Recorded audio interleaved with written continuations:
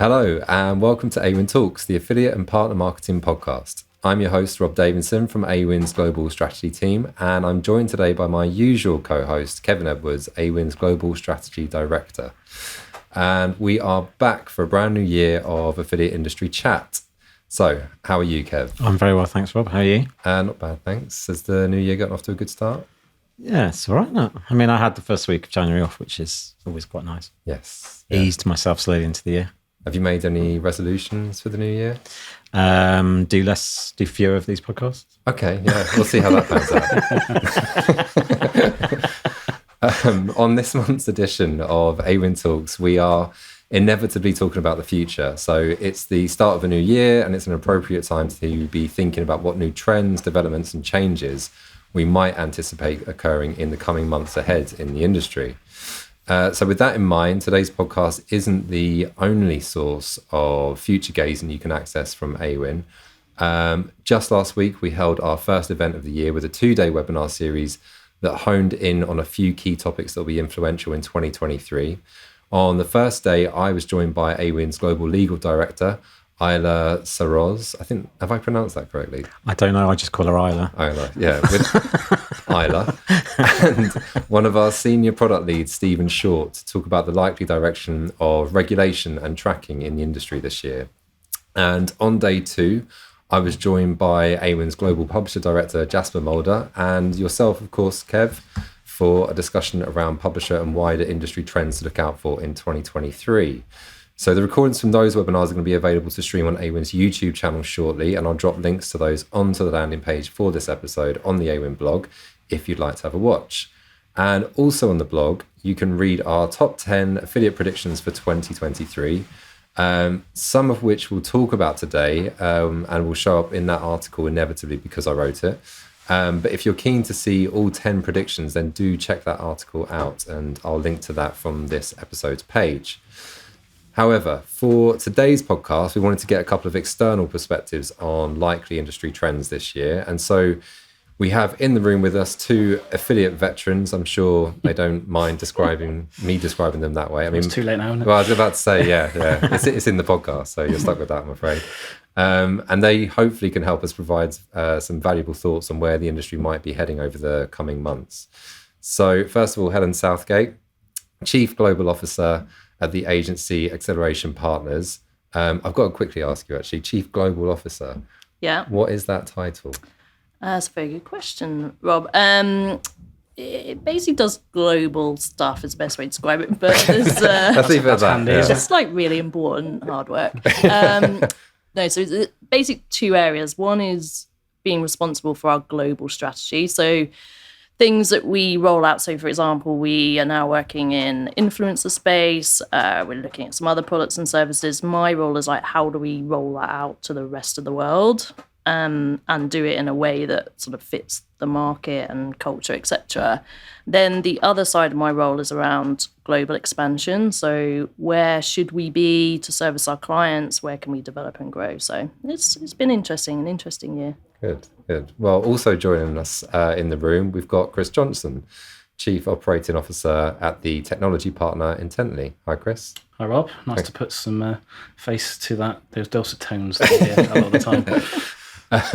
Now, I'm sure a lot of listeners in the UK will be familiar with both of you guys from their frequent appearances at various industry events and conferences here. But for those outside of the UK, I think it'd be useful to start off with a couple of brief bios on your respective careers in the industry so far. So, Helen, you go first. How long have you been working in the industry now, and where has it taken you?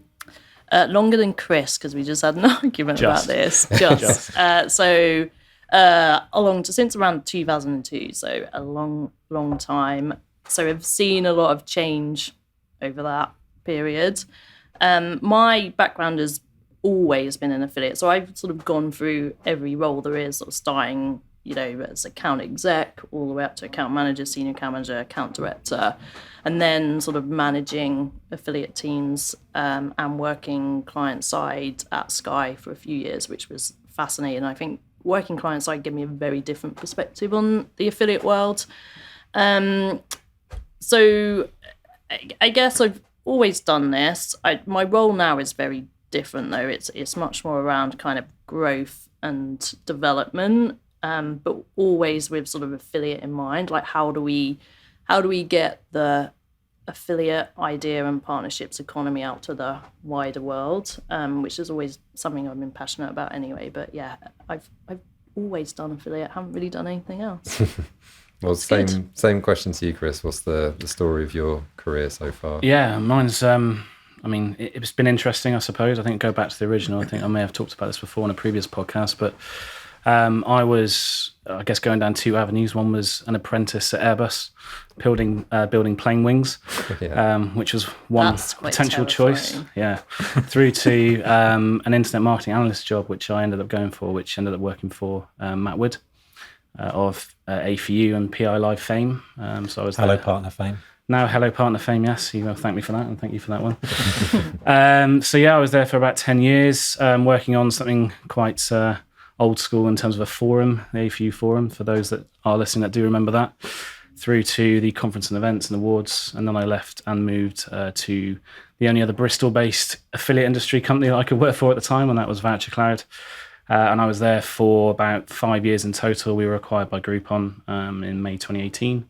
And then Pastures New moved to Intently, and that's where I am today.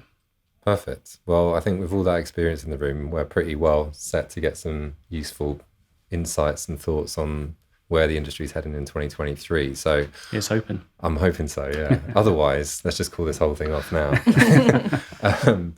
One of the first topics I was keen to get your take on was to do with industry consolidation and M&A activity. So we saw some notable examples of this last year with Pepper.com's merger with Global Savings Group, which brought together two of the biggest partners in the incentive space globally.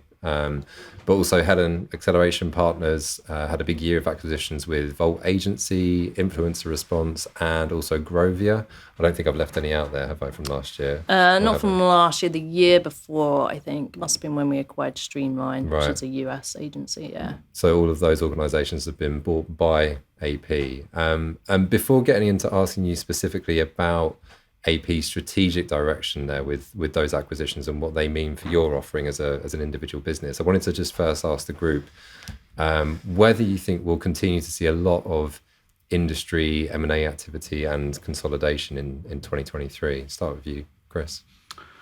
Yeah, it's a good question. It's actually a question that has come up quite a lot, I would say, over the past few months. I think it really depends on how you look at it. I think if you look at it on a really macro level, yes, inflation rising and yes, a reduction in spend potentially. But then actually, if you look at the opportunity that exists for currency rates, FX rates, and a US business that's looking to enter a European market or another global market where all of a sudden the currency makes sense for them to essentially get something at a discount, potentially that actually could accelerate M&A within the industry.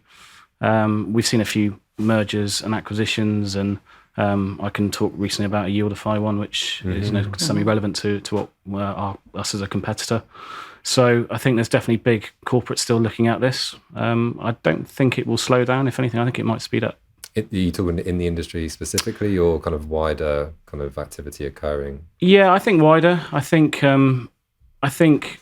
we've kind of rode a wave a little bit in the last sort of 6 to 8 months. I think we will see a continuation of acquisitions. I think mergers maybe more so, maybe joint activity. I think there's complementary businesses that probably could do a lot of business together and kind of ride the storm a little bit more. But I think we're essentially coming out into Pastures New, and this is online digital, right? So what may be not quite relevant for more traditional retailers or traditional businesses for online retail, I think we're probably in a good position to see more of that this year. Yeah. Do you agree with that, Kev? Well, I was going to ask Chris whether he thought that, like, within our industry, there's lots of obviously small companies, which could be for a lot of other companies very affordable. And so I wonder whether there is an opportunity actually, yes, strip all of the economic climate out of everything, but actually is an opportunity for businesses to either pick off kind of smaller, far more sort of strategic kind of optimization pieces, which is, I suppose, where the tech partner space within the industry is quite interesting, or whether using the publicist example about they've recently partnered with that Czech agency where they obviously don't have reach in Eastern Europe. And I just wonder whether they see that as there's an opportunity there just to purely expand.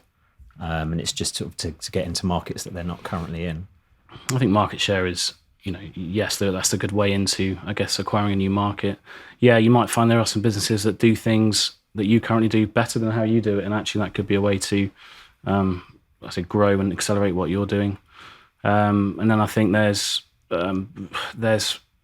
plenty of tie-ups that make a lot of sense. But I think all in all, smaller businesses for their agility probably are quite attracted to larger businesses. I think if you look at the online tech space, but the reason why we are so able to do what we do for retailers, it's a lot of the time it's because speed to market, speed to be understanding that there are opportunities to, the traffic is up and trying to convert that traffic. So to build that internally, to get tech resource, to then get that through, scrums and waterfalls and all these other things that goes on and within these big businesses, there is an easier win. And I think that's where it becomes quite attractive. I thought it was interesting. I don't know if you saw, but M&S I think they bought them out of administration, didn't I? Can't remember the name of the company now. They're basically a company that were based around basket optimization. And that I thought was really interesting because technically that's a company that could have been an affiliate company, an affiliate tech player. And I do wonder, and I thought it was really interesting as well, the fact that it was a really big retailer. It wasn't just somebody that didn't have the internal resource necessarily to do it. They just saw a very good opportunity to plug that tech into their existing tech stack. But I guess it's always that question you have as a company. It's, do you build or buy? And it's, what's the cost of building it and the time of building it versus is there someone out there that you can just buy and bring it in? We've done a bit of both. I think we've sort of built out, particularly our European expansion, we've built out, but oh my word, it's hard. It takes a long time. It costs a lot of money as well. And I can see why it's attractive for people to buy that in, particularly for the expansion, like you were saying about Publicis and a Czech company. It makes a lot of sense because they're already established, they have their clients, it's easier. But I think whether it sort of speeds up or slows down, stays the same, I think will depend on market confidence. And I think that's really difficult to judge at the moment. I think we are lucky in our industry that I think it is an attractive place to invest money because it's growing, it's partner marketing, it's broad, it's got good return on investment, clients like it, it's very attractive. But whether people will get spooked over the next year, particularly I think in UK and Europe, we'll have to see. But I think there's still a lot of opportunity out there, so fingers crossed. Just to go back to Acceleration Partners' own specific approach here, what's the intention of those acquisitions? And by buying those particular companies, does it change the status for your business of being perhaps a more consultative or service-based business to something that's closer or more akin to kind of more of a tech platform almost? Yeah, I think, so the way we view it, we're always trying to add value to our clients or our people, which I think generally the same thing.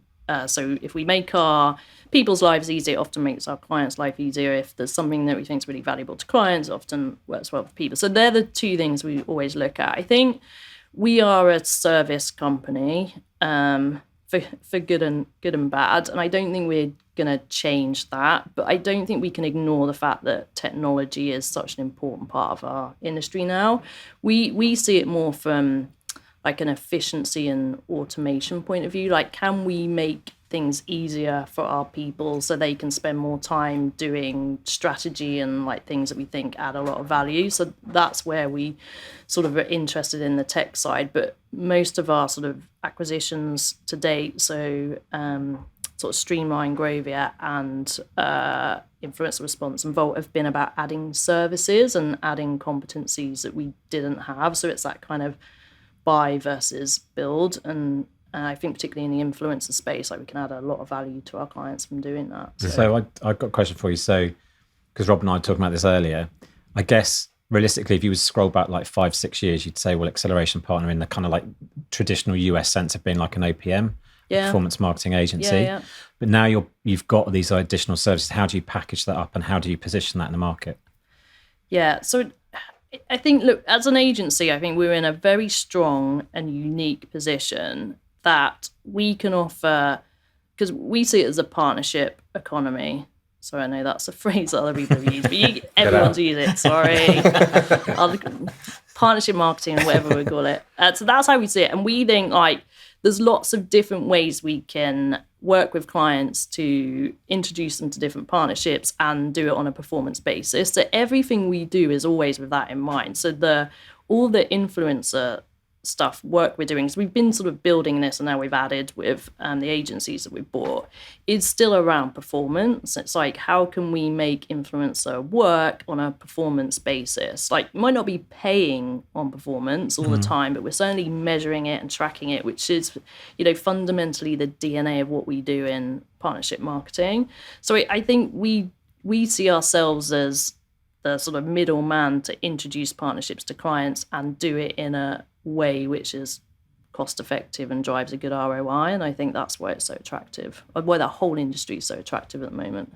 I wanted to move on. You mentioned influencer as obviously a big kind of component, I guess, of your direction at the moment, and the wider industry as well. It's kind of reflective of that. So we've seen influencer activity increasingly merge with performance and affiliate marketing over the last few years. Do you think that the possibility of a global recession on the horizon is going to impact that trend negatively, or actually it might accelerate that merging towards the performance end of the spectrum? Yeah, I think the evidence all points towards it accelerating. I mean, it's a fast-growing sector at the moment, and it's so broad. Like, you have your really big influencers that everyone knows about, but the sort of nano and micro influencer world is, I think, where sort of affiliate and partnerships probably sits more, is hugely attractive and growing. I think clients see it as valuable. They're starting to see really good return on investment on it. I think it will move more and more to a performance basis. But I want to be careful on that, because what we found, because we've been doing this for some time, sort of trying to figure out the way the land lies. And the sort of paying lots of money up front for influencers doesn't work. Like, you're just spending a load of money and you don't know what your return is. But also it doesn't work just on a performance basis either. Like, the middle ground is where it really works. So it's sort of tracking on performance and paying some on performance, but also doing campaigns and sort of paying influencers to promote things or sending them samples and stuff. So that's where I think the interesting bit is. It's like bringing all the good stuff we know about performance together with the traditional influencer paid stuff, and that's where I think it will really accelerate and work. It's where we're seeing a lot of growth at the moment. What about, do you have any view on that? Definitely not as much as Helen will. It's not somewhere that we spend a huge amount of time. I think from where we are dealing with clients, we've seen a lot more requests where influencers are driving a lot more traffic, and so they do want to highlight them, especially for the point of doing additional shopping elsewhere or going to look at competitor sites or so on. They want to reinforce the messaging that influencer has brought them to the site in the first place. So it does show signs that it's taking hold, among more and more retailers as it goes.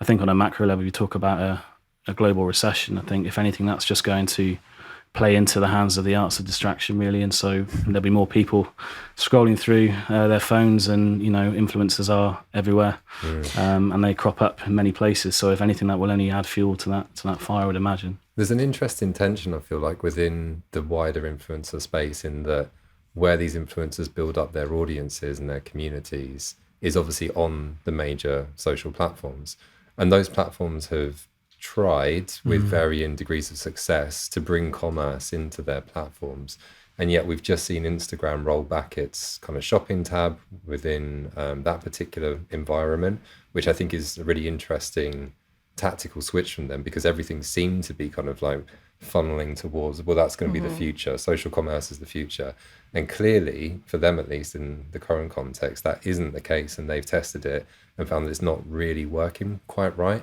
And it feels like perhaps actually when you talk about micro and nano influencers in particular, partnerships at scale is still going to be something that's largely going to be kind of like premised upon the advertiser's ability to build that community themselves across different platforms, and then to try to coordinate, manage and measure it more effectively. Yeah. And I wonder if, I think, like, I agree, I think it's really interesting to sort of move in the opposite direction as what you'd think with Instagram. I wonder whether the challenge is, I don't know for sure, I still think there's like we've always had this in affiliate and partnerships, right? The attribution problem. I think the problem is they're just naturally maybe not right at the end of the sale. And, they are about raising brand awareness. They're about introducing people to the brand. They're about getting them into new products. And I think that is something that the influencer and partnership world are probably going to need to work out to really understand the value. I think I wouldn't be surprised if that's part of the issue. But I think that, coming back to the economic points as well, I think that we're already starting to see it here in the UK. There are a number of brands that are already starting to focus in on how consumers can stretch their money further, be it supermarket buys or wherever that may be. And I think that will probably they will be looking for really authentic influencers, people that are really going to be able to support that kind. Because it's quite a sensitive message. They're not necessarily going to want to do stuff that's really flashy or show offy, because they know that their customers are feeling the pinch on a daily basis. So I think they'll probably be looking to partner with. They'll be looking to networks from an affiliate perspective to find them partners that are really authentic and that can really help them sensitively connect with consumers in light of the kind of the cost of living crisis. Yeah, I guess that's kind of one answer to my next question. But you can take this obviously in a lot of different directions. But Chris, we'll start with you. So from a wider macro perspective, what do you see as being the kind of likely outcomes of this tough economic environment that we're all in right now, on specifically the affiliate industry's growth? And are there any specific developments that you see emerging as a consequence of declining consumer confidence, like marketing budgets being slashed? Is there anything that you see there as being particularly likely this year? It's a good question. I think, if anything, as always, the resilience of the affiliate channel in times like this only ever really goes a particular direction. I think it's a positive thing for the channel. And I think that generally speaking, everyone's looking for things to be more measurable.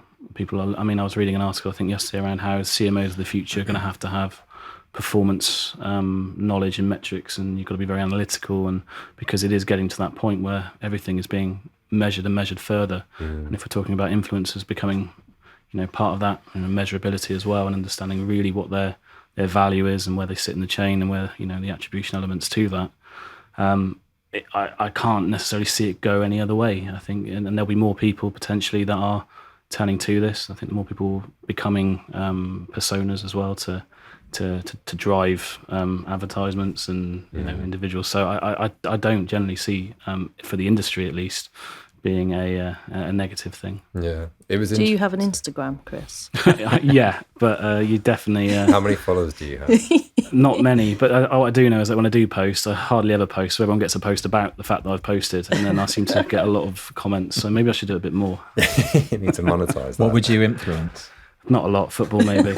Maybe. Oh, you could be a Bristol City influencer. I could try. Yeah, I'll be up for that. Sure, if anyone's listening from what would you influence?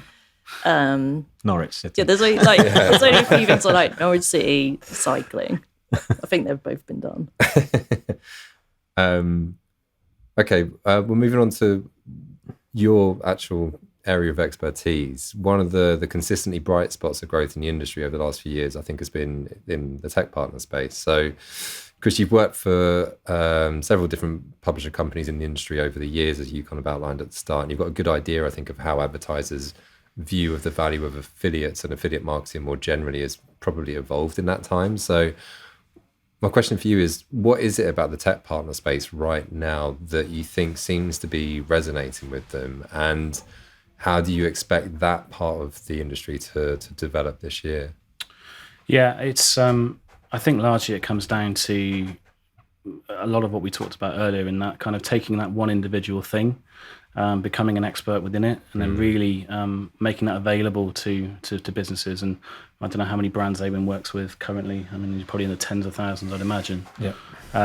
Being able to do things more quickly, being able to do them with the expertise behind it and willing to pay for that on a performance way, especially when you're talking about industry, it's kind of a win-win, because providing you've got the trust behind and that within the businesses people know what you're doing, and the fact that you are an on-site provider, there is a lot more hoops to jump through in order to be able to work successfully and to understand what's going on, and that there aren't UX designers, let's say, or people that you wouldn't expect to have a say in potentially, like for our example, showing an overlay. But actually, there is a lot more people that need to know about what we're doing. So providing that's all there, the trust is there, the transparency, and that there are driven metrics that we stick to, then I think that's why there's a lot of buy-in at the moment on that, and the speed to get things live. And again, to reference earlier, to do things internally sometimes at these blue chips and large brands, and it can take a long time, and then by that point you have produced something it's probably outdated. We're constantly in that kind of smaller realm being able to rehash what we do to improve it, to constantly kind of make it more efficient, and so it's a continuous cycle for us. Whereas I think it can stagnate if not adopted and really spent a lot of time in internally. So I've got a question for you. So when you were at Groupon or Voucher Cloud, you kind of spent quite a long time kind of evolving how we talk about specifically the central metric of vouchers, and kind of building out kind of wider brand campaigns for the advertisers that you worked with, and that was kind of seen as a way of sort of evolving, I guess, making vouchers more sophisticated in a way that people kind of saw it as a fairly blunt instrument, and building like broader campaigns around it. How are you repositioning, or how are you continuing to think about how you position what you do now? And also, another question for you, when you go and talk to brands now versus when you talk to them when you're at Voucher Cloud, do they see what you do? Do they see it as another affiliate partner, or do they see it as a tech play slightly different? I think with the voucher space, it's essentially a mass consumer behavior. So it's not necessarily it's born out of a mass consumer behavior. So when you talk about the behavioral elements, you've got price anchoring and scarcity value, and a lot of these tools and techniques that marketing has used for years and years. It's just one element of that.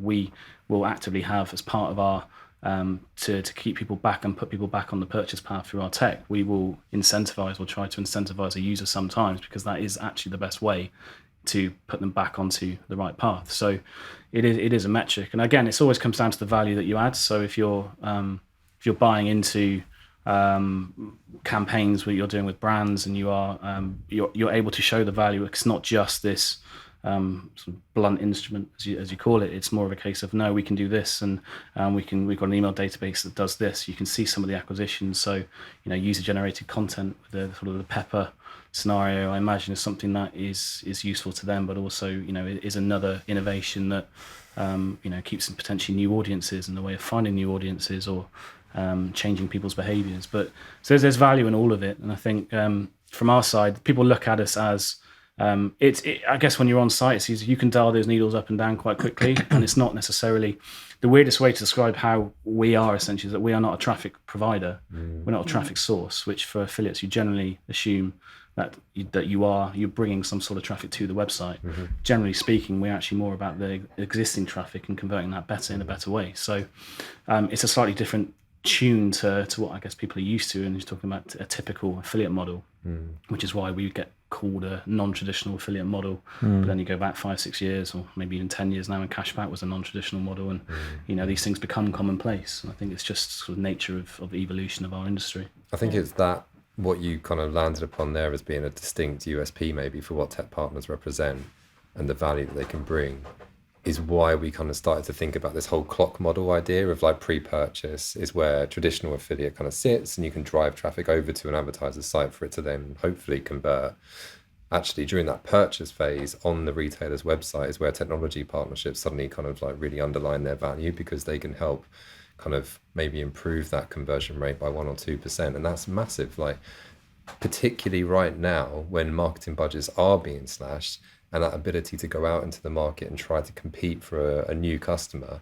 Actually, if your budget's been slashed and you're unable to do that to the same degree, why not focus on the traffic that is already coming over to your website, optimizing that? And actually, that's revenue that didn't exist before that now does exist. There's more competition. There's new websites every day. There's new retailers, e-commerce, Shopify platforms, all that sort of stuff. There's more competition. There's your Amazons. There's you've really got to when you do have traffic to your site, you really do have to now work harder to convert that traffic. Marginal gains, Helen. Yeah, I can tell you all about that. Go on then. How long have you got? Not long. It's mainly to do with my bike, though. New wheels make it go faster. You were alluding to, I think, in the article around CX and customer experience and how actually that is important, and we see that through our codes product that we have, which is an analytical tool as opposed to anything else. But we see that when the codes don't work, when people come to the site and try codes that don't work, they convert. Some people still purchase with them, but they convert at about 15%. Mm-hmm. But when a code does work, and it does take money off of the basket, it does convert around 50, 60%. Mm-hmm. And so then you talk about those little needles and saying, okay, well, actually, if we can improve the quality of traffic coming to the site, or actually offering better content, or actually improving that user journey, then everyone's winning in that respect. And CX is people are talking more about CX as a key metric for them now. Mm-hmm. One thing you said earlier, which I thought was interesting, I think it's kind of exactly what Rob said, like, surely as an advertiser, like, if you can convert the traffic that's already coming to your site better, like, that's a no-brainer.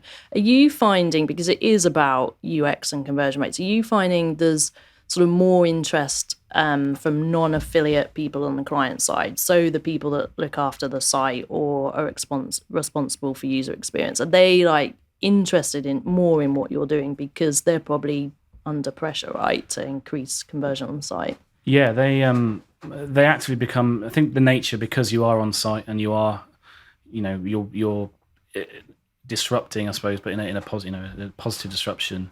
You're innovating on their site, so you naturally reach more people. Yeah. So again, if we were to launch on a big brand, it would go up to SLT level probably now to really understand what we're doing, how we're doing it, the test environments. There's all these things that compliance and frameworks that you all have to adhere to. So it's one of those. Because of that, you do tend to meet those outside of the e-com channels as well. It does put us on the map, but it is there's a lot of trust that has to go into what we do when it comes to working with retailers on that basis. It's interesting. So that the question, I mean, you mentioned it, but scaling that up must be like a core focus for you. How do we make things more efficient internally so we can work with more people more quickly? Yeah. Say that again for me. Scaling up. Yeah.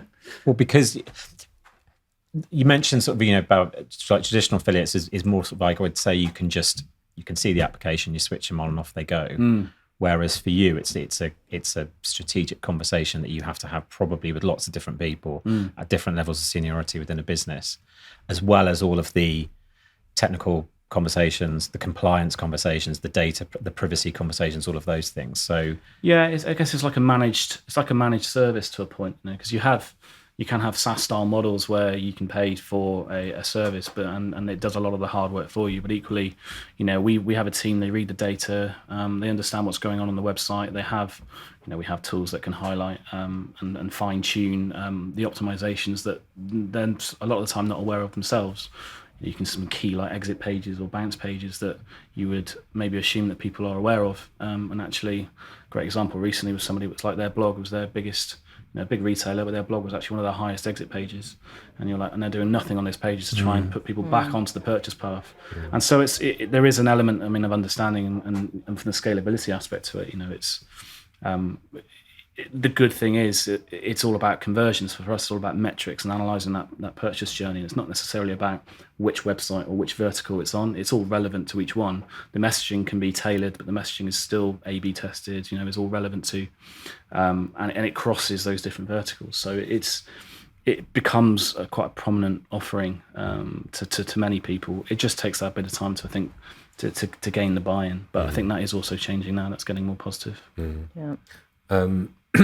I wanted to just move on to probably like the last kind of broad predictions question for you guys. But at the moment, it feels like everyone is obviously all aboard this AI in marketing hype train at the moment with the release of Chat GPT. I'm sure you've all kind of played around with it a little bit.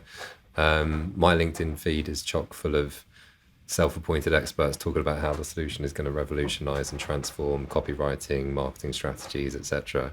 But from an affiliate perspective, what do we speculate might be the impact of this new technology suddenly being much more accessible? And obviously, they're talking about GPT-4 being made available later in the year. That's an order of magnitude, even more sophisticated. Where do you think this is going, Helen? Come on, Ellen. Oh, wow. That's a big question. Like you said, so many people have thoughts. Honestly, I don't know from an affiliate perspective. I think it's really interesting from a general perspective, right? Because it's all about efficiency, and it's, if I was like in a sector like law right now, I'd be pretty worried, because like that could basically take over your job, because it knows all the answers and it can get all the answers without people having to do it. Like I think it's all about efficiency.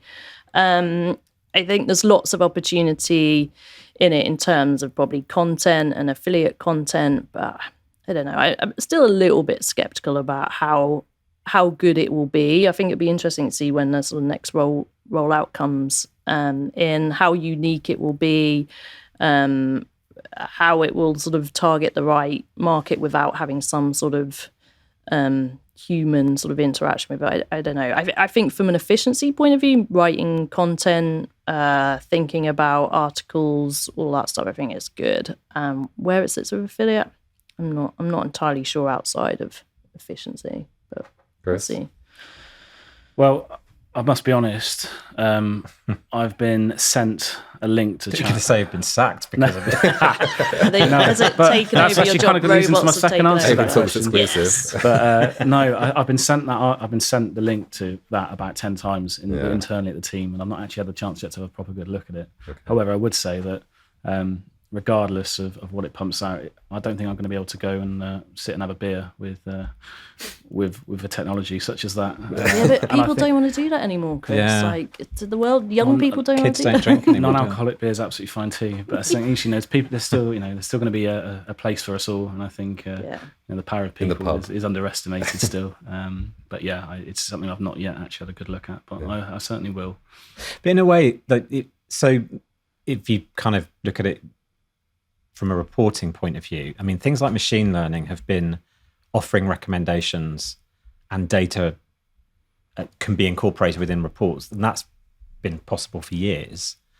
And we still don't do a terribly good job of that. I mean, I know that there are, we've got plans to introduce more kind of recommendation-based reporting this year, but I still think that it's going to be a while before people feel comfortable without having a human set of eyes on that. And there are always going to be angles. There are always going to be that more lateral way of thinking, applying, connecting one data set with another data set that you might not necessarily think of, that you can then see a pattern or a trend or an insight from off the base of. And I think that's going to be around for quite a while. There will be a place for smart people, and there will always need to be smart people that can interpret smart technology.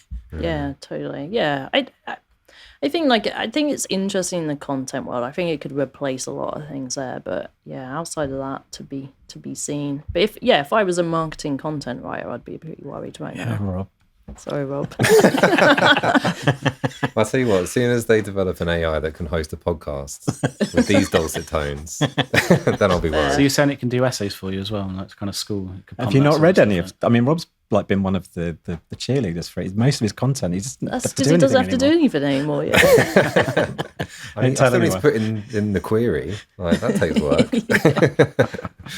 Right, finally, let's do a quick fire predictions round to get your opinion on a bunch of stuff that I didn't get a chance to ask you about and that might happen this year. So what I'll do is I'll say a prediction and you say hit if you think it's likely to happen in 2023 or miss if you don't.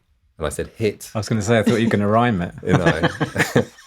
Hit or miss. Okay. So the first one is affiliate ad spend for the UK goes down in 2022, according to the impending industry report due out in April this year. Helen. Goes down. It's always miss. gone up, hasn't it? Yeah. So. It'll go up. I think it'll still go up. Yeah.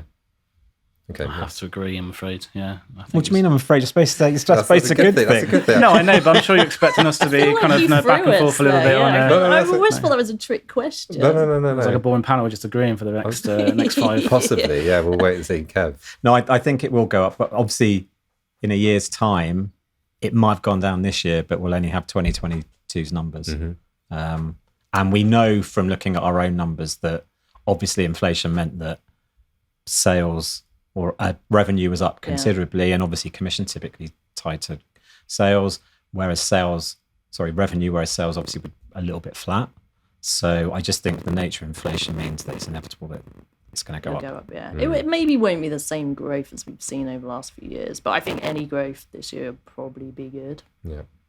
Okay, next one. Following Google's strategic partnership with coupon code feed aggregator FMTC in the US, which was announced, I think, in December last year, to show generic retailer discounts within its shopping and search results, the tech giant will roll this initiative out globally. Hit or miss in 2023, Helen? I'm going to say miss. You don't think they'll do that? No. I just always think about their Google affiliate network and how much of a disaster that They was. just can't scale anything. No, that's, I don't. kind of a bit I'm more going to say manual. miss. Yeah. I think it's going to be a hit and then probably a miss afterwards, because Okay. I think it really does depend. You know, I've seen obviously screenshots of it. I've not actually seen it in action physically myself, but it really does depend, you know, when those codes appear, whether those codes are working. There might be generic codes from a feed, which I'm sure that the validity rates for FMTC is up there, but you know, is it providing a good user experience and consumer experience? Is it eating into margin? If it's showing on more generic terms, you know, people are, when they are searching for those terms, they are looking, you know, essentially for a discount. But when they're not, you know, is it still going to show then? Is that actually going to be well received by retailers? Probably not. So it will be interesting to see how that gets rolled out. I think there's definitely value in it for a point, whether it stays. Kev? Yeah, I mean, brands have a fairly love-hate relationship with codes, and the key thing that they want is control. So I think if they perceive or they feel that they don't have control, then that's going to potentially damage big client relationships, which I'm sure Google won't want to do. Yeah. So, I mean, but in terms of what they actually do, I don't know. I mean, they have a history of rolling stuff out and then rolling it back pretty quickly, don't they? So, Yeah. But fair play to FMTC. Yes. So, Yeah, good deal.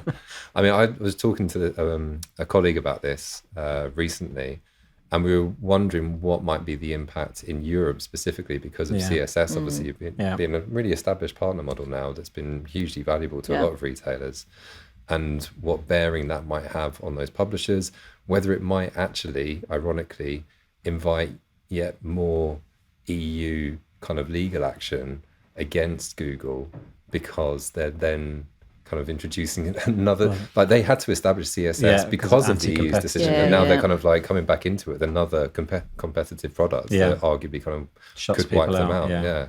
So all sorts of weird consequences there. Okay, next one.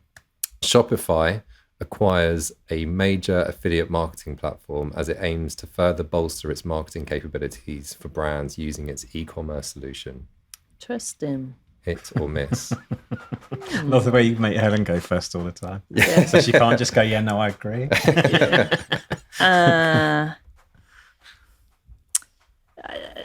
don't know. I'm going to say hit. I think that's interesting. I think they are an incredible company that have done some amazing things over the last few years. I love their model. I think it's really, really smart. I think it's got a lot of legs in it, particularly for that sort of small, medium business area. I wish I'd thought of it as really smart. So I'm going to say hit. I think they acquired an influencer marketing platform last year. I think you might be right. They kind of like seem to be broadening their reach into the marketing kind of space right now. But Chris? Yeah, I could see that. I could see that. It's it makes total sense, and they're a fast-moving company, so I wouldn't discount that at all.